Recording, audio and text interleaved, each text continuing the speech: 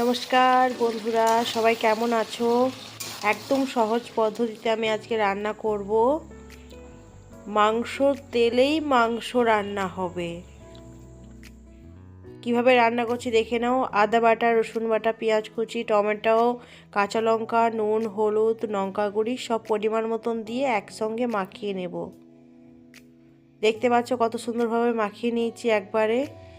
কড়াই আগে থেকে বসিয়ে দিয়েছিলাম গরম করার জন্য। গরম হয়ে গেছে, তাই দিয়ে দিলাম মাংসটা। দিয়ে ভালো করে নাড়াচাড়া করতে থাকবো।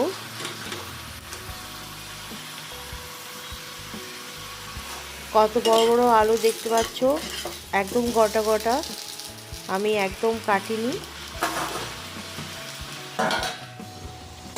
ঢাকনা দিয়ে গেছিলাম 2 মিনিটের জন্য, আবার খুলে দেখলাম। দেখতে পাচ্ছ কত সুন্দর তেল ছেড়ে দিয়েছে।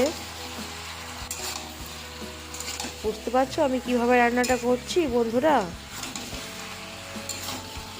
বেশি তেল আমি দিচ্ছি না, ওই মাংসর মধ্যেই যে তেলটা বেরোবে সেখান থেকেই রান্নাটা হবে।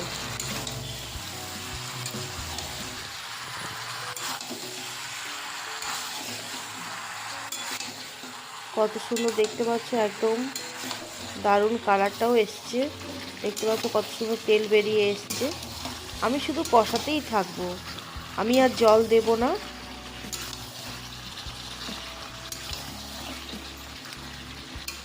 কষানো হয়ে গেলে তারপরে আমি জল দেবো, এখন আর জল দিচ্ছি না।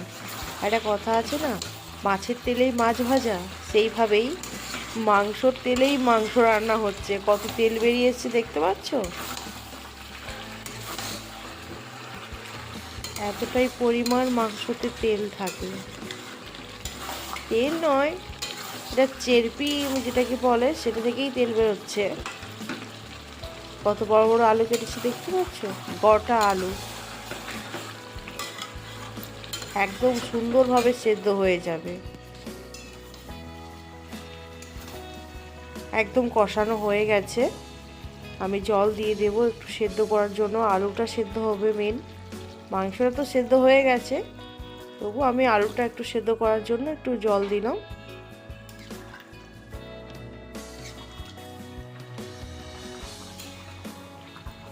আমি ঢাকনা দিয়ে রেখেছিলাম, কত সুন্দর ফুটছে দেখতে পাচ্ছ বন্ধুরা।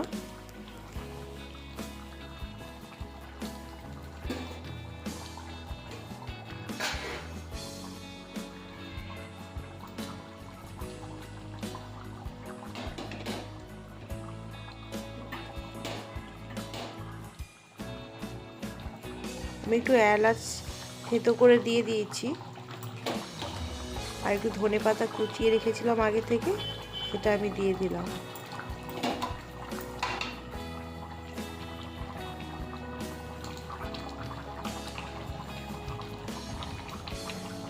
দিলেই আমার একদম রেডি হয়ে আসছে। দেখতে পাচ্ছ কত সুন্দর হয়েছে, আলুগুলো খুব সুন্দর সেদ্ধ হয়ে গেছে একদম।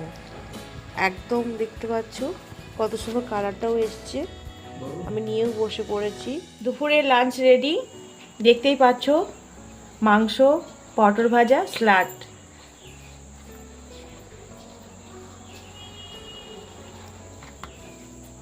একটু লেবু দিই।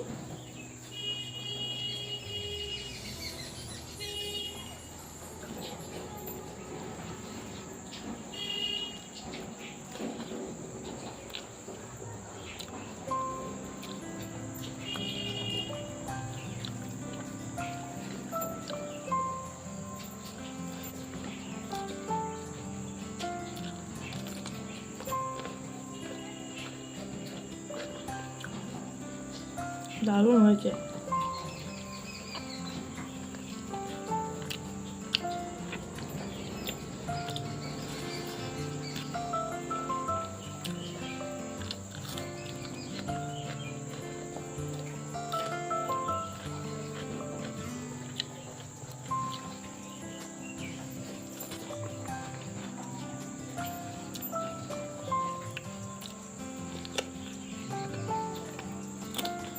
যদি আমার ভিডিওটা ভালো লেগে থাকে সবাই লাইক সাবস্ক্রাইব করে দেবে।